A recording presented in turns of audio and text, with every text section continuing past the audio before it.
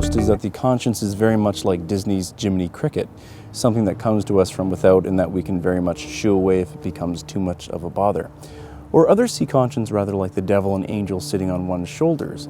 And while this image may at first have come into existence to reveal the nature in which both the devil and our guardian angel fight for influence over our lives, it has become rather the more popular image of a conscience hard at work. Both these images, however, miss the fact that the conscience is not merely something that exists outside of us, to approach in the same way in guise and potency regardless of our inner state.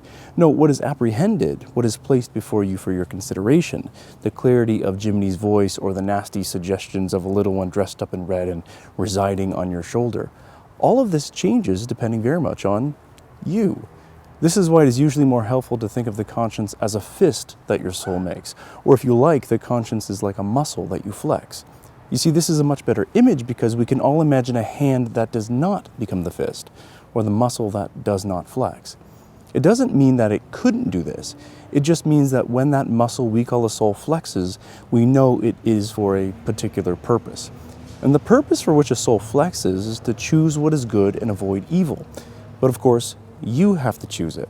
It is just as that old couplet says, which is sometimes attributed to Lord Byron, "He who is convinced against his will is of the same opinion still."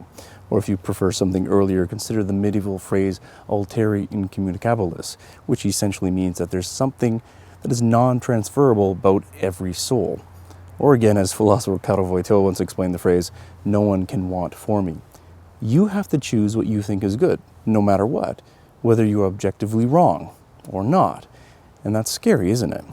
Because it means that if the muscles of your soul have not been choosing the good for a while, if their workout has been inconsistent or just non-existent, then your ability to pick up the weight of truth and goodness become hindered greatly. Not only because doing the good is harder than it would have been if you had practiced, but because our lack of practice has affected our perception.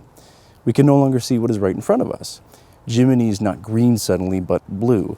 And that devil on the shoulder is no longer red, but wearing pajamas and has a bag of popcorn in his hand. And I don't know what that means either, I'm sorry.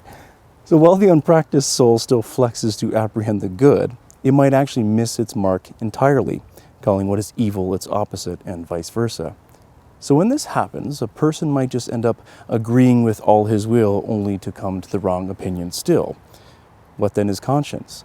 It is the process by which you apprehend what is true and good so that you can choose goodness, avoid what is evil, and maintain a healthy soul.